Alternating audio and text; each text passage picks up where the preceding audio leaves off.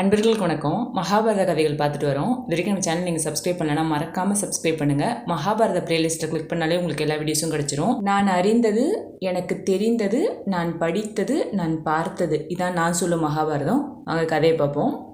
மகாபாரத போரில் வீழ்த்தப்பட்டு விட்டார் பீஷ்மர். நினைத்த நேரத்தில் உயிரை விடலாம் என்று அவர் பெற்றிருந்த வரமே இப்பொழுது அவருக்கு பெரிய கஷ்டத்தை அளித்து கொண்டிருந்தது. உத்தராயணத்தில் உயிர் விடலாம் என்று நினைத்த பீஷ்மர் அர்ஜுனனால் ஏற்படுத்தப்பட்ட அம்பு படுக்கையின் மீது படுத்திருந்தார். அது மட்டுமல்ல, அவரது தாகத்தை தீர்ப்பதற்காக அர்ஜுனன் நிலத்தில் அம்பை செலுத்தி கங்கையை வரவழைத்து கொண்டிருந்தார். இருந்தாலும் காலம் போய்கொண்டே இருந்தது. உத்தராயண காலம் வந்தும் பீஷ்மரின் உயிர் அவரது உடலை விட்டு பிரியவே இல்லை. பீஷ்மரை சுற்றி பாண்டவர்கள், கௌரவர்கள், கிருஷ்ணர் என அனைவரும் நின்றார்கள். பீஷ்மருக்கோ தன் உயிர் இன்னும் பிரியாதை நினைத்து வேதனையுற்றார். அப்பொழுது அங்கு வந்தார் வேதவியாசர். பீஷ்மர் வேதவியாசரிடம், இன்னும் உயிர் ஏன் போகவில்லை? நான் செய்த பாவம் என்ன என்று கேட்டார். அதற்கு வியாசர் சொன்னார், பீஷ்மரே, ஒருவர் தன் எண்ணம், சொல், செயலால் செய்வது மட்டும் தீமை என்றல்ல, தன் கண்முன் பிறர் செய்யும் தீமைகளை தடுக்காமல் இருப்பதும் கூட ஒரு வகை பாவம்தான். அதற்கான தண்டனையை யாராக இருந்தாலும் அனுபவித்துத்தான் ஆக வேண்டும். பீஷ்மருக்கு இப்போது புரிந்துவிட்டது தன்னுடைய இந்த வேதனைக்கான காரணம். திரௌபதியை துச்சாதனன் துகில் உரித்த போது சபையில் இருந்த அனைவரிடமும் தன்னை காப்பாற்றும்படி மன்றாடினாள் திரௌபதி. அங்கிருந்த அனைவரும் அங்கு ஒரு பெண்ணுக்கு நடக்கும் கொடுமையை கண்டும் காணாதது போல் இருந்தார்கள். அவர்களில் பீஷ்மரும் ஒருவர். அந்த பாவம்தான் தனக்கான இந்த தண்டனை என்பதை உணர்ந்தார் பீஷ்மர். இதற்கு என்ன பிராயச்சித்தம் என்று வியாசரிடம் கேட்டார் பீஷ்மர். ஒருவர் தன் பாவத்தை உணரும் போதே அது அகன்று விடுகிறது. ஆனாலும் திரௌபதி சபையில் கூக்குரலிட்ட பொழுது கேட்காதது போல் இருந்த உன் செவிகள், பார்த்தும் பார்க்காதது போல் இருந்த உன் கண்கள், தவறை தட்டி கேட்காத வாய், அசாத்திய வலிமை இருந்தும் தினவெடுக்காத உன் வாளை பயன்படுத்தாத உன் கைகள், இருக்கையிலிருந்து எழும்பாத உன் கால்கள், தவறை பற்றி யோசிக்காத உன் மூளை இருக்கும் தலை ஆகியவற்றுக்கு தண்டனை கிடைத்தே தீர வேண்டும். அதுதான் விதி என்றார் வியாசர். இதனை கேட்ட பீஷ்மர் வியாசரிடம், தவறு செய்த இந்த உடலை பொசுக்கக்கூடிய வல்லமை படைத்தவர் சூரிய பகவான் ஒருவரே. சூரிய சக்தியை பிழிந்து தவறு செய்த இந்த என் உடலுக்கு தாருங்கள் என்று துக்கத்தோடு வியாசரை வேண்டினார். வியாசர் எருக்க இலை ஒன்றை காட்டி, பீஷ்மா, எருக்க இலை சூரியனுக்கு உகந்தது. இதற்கு பெயர் அர்க்கபத்ரம். அர்க்கம் என்றாலே சூரியன் என்பது பொருள். சூரியனின் சாரம் இதில் உள்ளது. சந்திரனை தலையில் சூடிக்கொண்ட எம்பெருமான் சூரியனின் உருவமான எருக்க இலையையும் இதன் காரணமாகவே குடிக்கொண்டிருக்கின்றார். ஆகவே இந்த இலைகளால் உன்னுடைய அங்கங்களை அலங்கரிக்கின்றேன். அதன் மூலம் உன் உடல் வெப்பம் சாந்தியாகும் என்றார். அதற்கு பிறகு பீஷ்மர் தியானத்தில் மூழ்கி ஏகாதசி அன்று தன் உயிரை உடலிலிருந்து விடுவித்து கொண்டார்.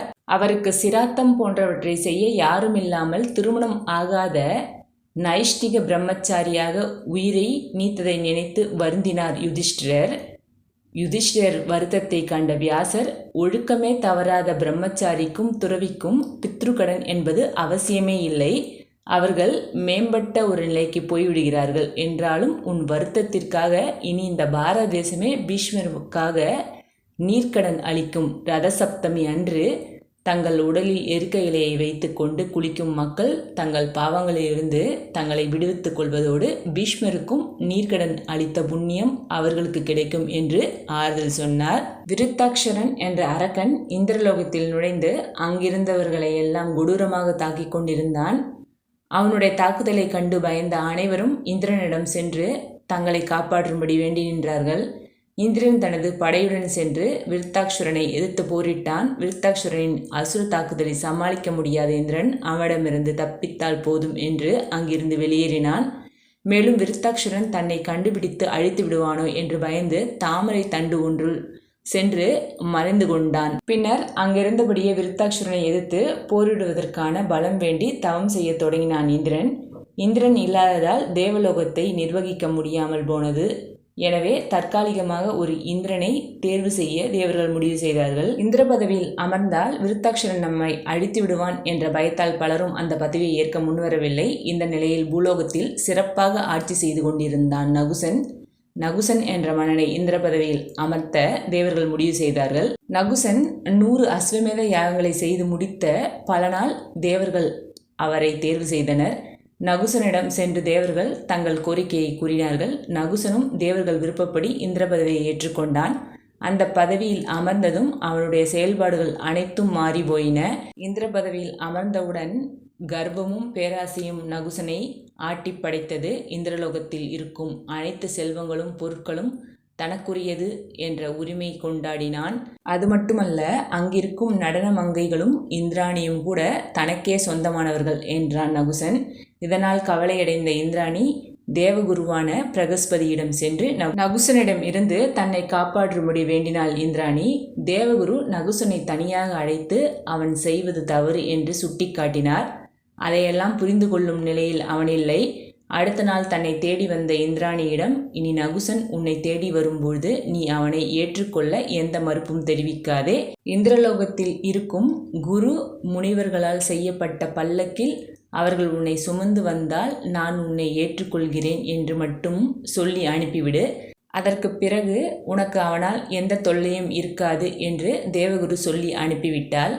நகுசன் இந்திராணியை தேடி சென்றபொழுது அவளும் தேவகுரு சொன்னதை சொல்லி அனுப்பினாள். நகுசன் குரு முனிவர்களையும் தேடிச் சென்று தன்னை பல்லக்கில் அமர வைத்து இந்திராணி இருக்கும் இடத்திற்கு சுமந்து செல்லும்படி கட்டளையிட்டான்.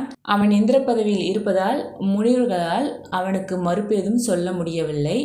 அவனை அந்த பல்லக்கில் அமர வைத்து தூக்கிச் சென்றனர். அப்படி தூக்கி செல்லும் வழியில் நகுசன் அவர்களிடம் வேகமாக வேகமாக என்று பொருள் தரும் வகையில் சமஸ்கிருத வார்த்தையான சர்ப்ப என்று சொல்லி விரட்டி கொண்டே இருந்தான்.